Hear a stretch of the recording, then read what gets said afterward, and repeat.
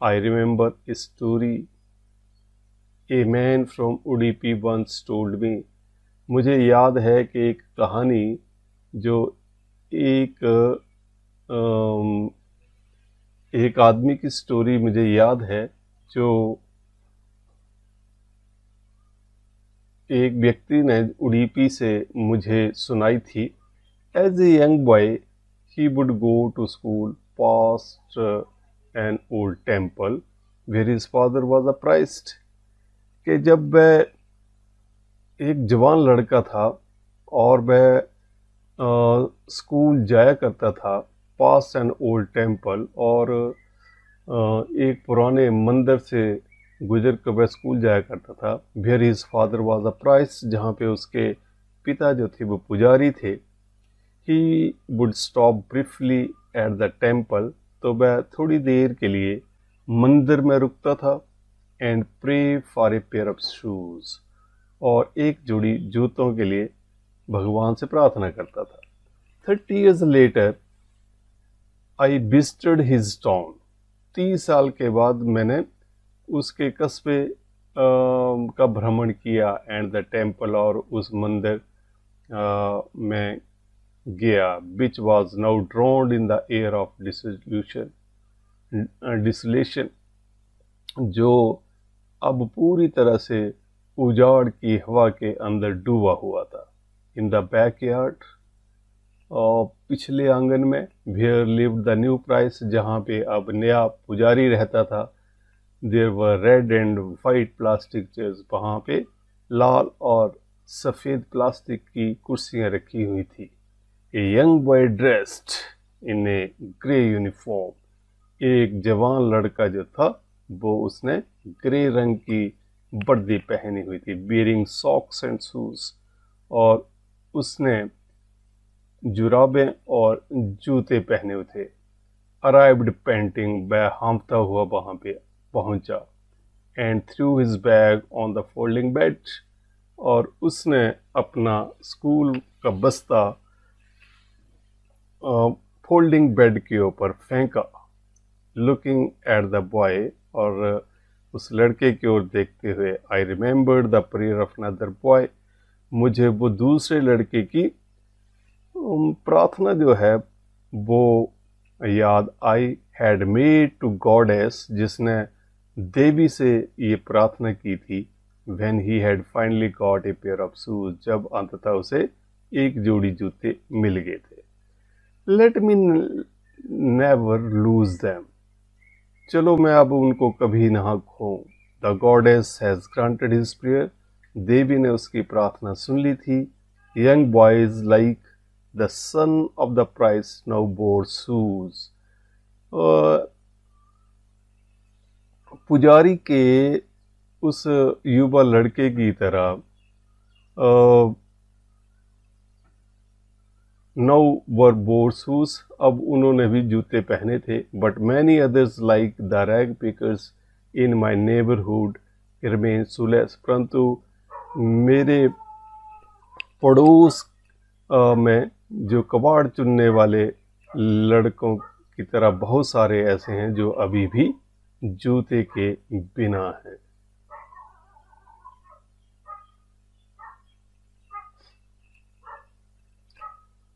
My acquaintance with the barefoot rag pickers leads to Seemapuri, मेरी जान पहचान, परिचय, जान पहचान उन नंगे पैर घूमने वाले, कबाड़ चुनने वाले लड़कों के साथ वो जान पहचान मुझे सीमापुरी ले गई.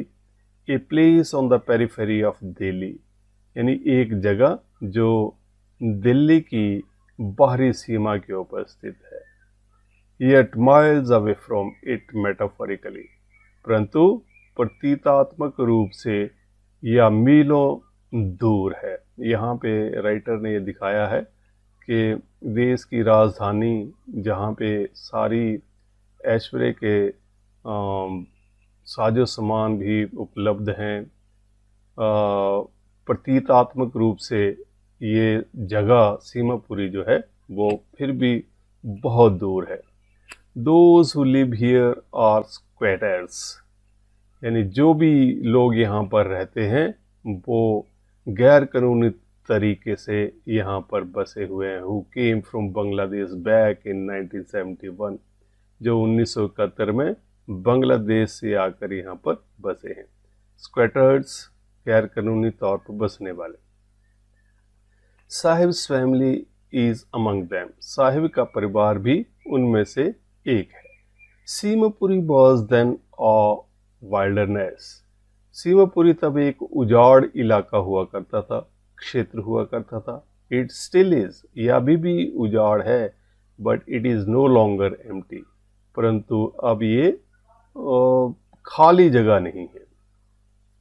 इन structures of mud with roofs of tin and tarpaulin, devoid of sewage, drainage or running water, live 10,000 rag pickers.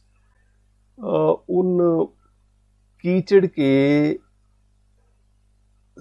Structures के अंदर, इन कीचड़ की मकानों के अंदर, विद रूफ्स ऑफ टिन, जिनके ऊपर टीन की छतें हैं और तरपौलिन या तरपाल की छतें हैं, डिवाइड ऑफ सीवेज, मर प्रणाली और नालियों की कमी है, नालियों के अंदर बहता हुआ पानी है। लिव 10,000 रैग पिकर्स, वहाँ पे 10,000 कबाड़ चुनने वाले रहते।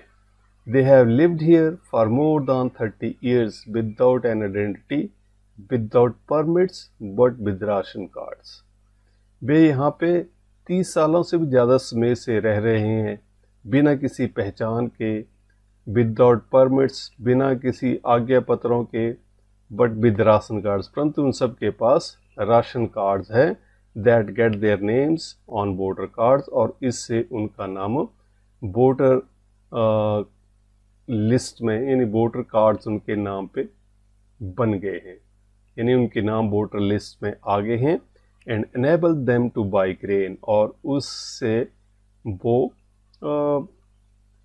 राशन यानी अनाज खरीदने में वो योग्य हो गए हैं। Food is more important for survival than an identity, भोजन जो है वो जिंदा रहने के लिए पहचान से ज़्यादा महत्वपूर्ण है। If at the end of the day we can feed our families and go to bed without an aching stomach, अगर दिन के अंत में अगर हम अपने परिवार को खाना खिला सकें और go to bed without an aching stomach, और दुखते हुए यानी भूख से दुखते हुए पेट के बिना अगर हम बिस्तर पर सो सकें, we would rather live here than in the fields that give us no grain, तो हमें यहाँ पे रहना जो है वो ज़्यादा अच्छा लगेगा अपेक्षाकृत उन खेतों के जो हमें कोई भी अनाज नहीं देते हैं। से ए ग्रुप ऑफ वीमेन इन ए टैटेड साड़ीज, यानी फटी हुई साड़ियों के अंदर ऐसा एक महिलाओं का समूह जो है वो ग्रुप जो है वो कहता है। When I asked them, जब मैंने उनको पूछा, why they left their beautiful land of green fields, कि उन्होंने अपना हरे भरे खेतों और नदियों वाला अपना मातृभूमि, सुंदर मातृभूमि को क्यों छोड़ा। Wherever they find food, they pitch their tents, तो उन्होंने उत्तर दिया कि जहाँ भी उनको खाना मिलेगा वहीं पे भी अपने तंबू गाड़ लेंगे। That become ट्रांजिट होम्स, और वही उनका एक अस्थाई ट्रांजिट, अस्थाई घर बन जाता है। Children grow up in them, बच्चे उनमें बड़े हो जाते हैं। बिकमिंग पार्टनर्स इन सर्वाइवल, और जिंदा रहने में वे उनके सहभागी बन जाते हैं।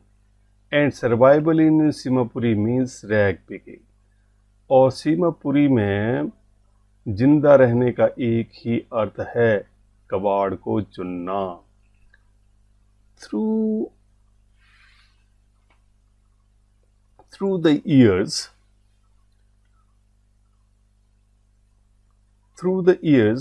it had acquired the proportion of a fine art. सालों में या एक प्रकार का फाइन आर्ट, एक प्रकार की कला का रूप उन्होंने प्राप्त कर लिया है जो वे काम करते हैं। Garbage to them is gold. कूड़े करकट का अर्थ उनके लिए सोने जैसा है। It is their daily bread, और यही उनकी रोज की रोटी है। A roof over their heads, यानी उनके सिर के ऊपर छत। Even if it is a leaking roof, चाहे वो रूफ यानी छत जो है वो टपक ही क्यों ना रही हो। But for a child it is even more, परंतु बच्चे के लिए यह उससे भी ज़्यादा है।